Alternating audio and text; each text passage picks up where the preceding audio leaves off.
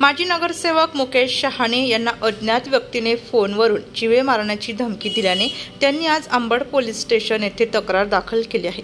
यावेळी मुकेश शहाणे आणि भारतीय जनता पार्टीचे पदाधिकारी यांनी अंबड पोलीस स्टेशनचे वरिष्ठ पोलीस निरीक्षक सुनील पवार यांची भेट घेऊन सदर प्रकरणाची सखोल चौकशी करून कारवाई करावी अशी मागणी करण्यात आली। यावेळी मुकेश शहाणे व पोलीस निरीक्षक सुनील पवार यांनी अधिक माहिती दिली।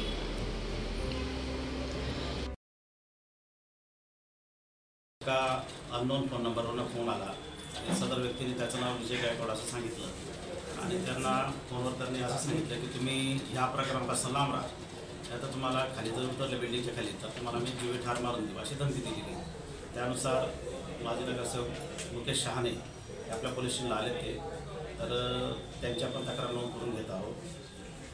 आता जे जुने BNS कलम आहेत 351(4) आणि जीवे मारण्याची धमकी देणे 351 कलम 2 आणि 3 या पद्धतीने आपण गुन्हा नोंद करत आहोत आणि पुढील आपण त्या आरोपीचं मोबाईल नंबरवरनं CDR वगैरे काढून विजय गायकवाड जो आरोपी आहे तुम्ही तक्रार दिली। आता काल रात्री 11:15 मला एक फोन आला तर फोनवर उचलल्या तो शिवीगाळ करायला लागला। त्याला काही प्रश्न विचारले, म्हटलं बाबा काय संबंध तोने तुझं जे काही हे प्रकरण चालू आहे, काय हे सलीम कुत्ताचं प्रकरण असेल किंवा आत्ताच काही सुपारी काही जिल्हा प्रमुखाच्या मुलांनी जी सुपारी दिली त्याच्या संदर्भात आम्ही थोडा आवाज उठवला आहे। तर त्या संदर्भात तो मला म्हणत होता की हे सगळे विषय तू बंद कर, नाही तर तुला 2 दिवसात आम्ही मारून टाकल्याशिवाय राहणार नाही। तर त्याला म्हटलं बाबा तुला काही त्या जिल्हा प्रमुखांनी पाठवलं का, परंतु त्यांनी काही 2 नावं घेतली ते मी आता पोलिसांजवळ सांगितले आहे। ते पोलिसांकडे जे नावं दिले आहे, जे 2 सराईत गुन्हेगार आहे ते त्या संबंधित व्यक्तीशी आहे,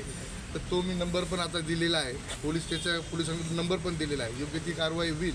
परंतु मला पोलीस प्रशासनाला आणि संपूर्ण महाराष्ट्र शासनाला एक विनंती आहे, जो काही प्रकार आता इथं घडलेला आहे सलीम कुत्ताबाबत असेल किंवा प्रशांत जाधवच्या गोळीबार प्रकरणात असेल, जिल्हा प्रमुख सुधाकर बडगुजर याच्यात त्याचा मुलगा इन्व्हॉल्वमेंट आहे। त्याचप्रमाणे देशद्रोहाबरोबर मेहू डॉनवर नाचणारा सुधाकर बडगुजर याच्यावर त्वरित कारवाई झाली पाहिजे, नाही जेणेकरून नाही तर हा आतंकवाद्याबरोबर आहे, उद्या आमचा जीव गेला तर याचा जबाबदार कोण हे सुद्धा आपण सगळ्यांनी बघितलं पाहिजे। काल रात्रीच मला जो फोन आला आहे 2 दिवसाचा मला त्यांनी अल्टिमेट दिला आहे का तुला 2 दिवसात आम्ही जीवे ठार मारून टाकू।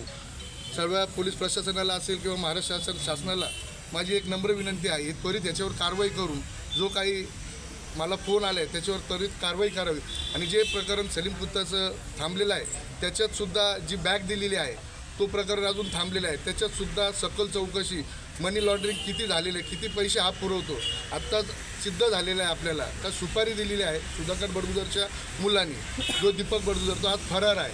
अशा आमच्याही सुपाऱ्या उद्या दिल्या तर आमचा परिवार पोरका होईल। तर हीच माझी नम्र विनंती आहे सर्वांना तर याच्यावर लवकर चौकशी होऊन याला त्वरित कठोर कारवाई करावी ही सर्वांना नम्र विनंती। फोन करणारी व्यक्ती कोण होती आणि कोणाच्या नावाने फोन केला? आता तो माझ्याकडं नाव काही आलेलं नाही फोनवर, तो नंबर मी आता पोलीस स्टेशनला दिलेला आहे। पोलीस त्याचं योग्य ती कारवाई करतील आणि तो कोणाचा पोरगा आहे काय आहे ते सगळं निष्पन्न लवकरच पोलिसांवर आमचा विश्वास आहे। 2.5 वर्षानंतर हा गुन्हा ओपन केला आहे, तर याचं प्रकरण आहे त्वरित प्रकरण ओपन होईल आणि येत्या काळात सगळे नावं पण निश्चित पुढे येतील। आपण प्रशांत जाधव प्रकरणामध्ये प्रकरण असेल, सलीम कुत्ताचं प्रकरण असेल, आम्ही ज्या घाणेरड्या वृत्तीला आम्ही विरोध करतो तर याचाच कुठेतरी आम्हाला जाब विचारण्यासाठी किंवा दम देण्यासाठी हा प्रकार निश्चित घडलेला आहे। उलट न्यायचं त्याच्यामुळे तो उद्या काही पण आरोप करू शकतो। हा सुपारी बहादर आहे, दोघेही बाप बेटे यांचे देशद्रोहाबरोबर संबंध आहे, उद्या याचं बचाव गाडीसाठी हा काही पण करू शकतो। हे पोलीस प्रशासन याचं योग्य ती कारवाई त्यांच्यावर झालेली आहे।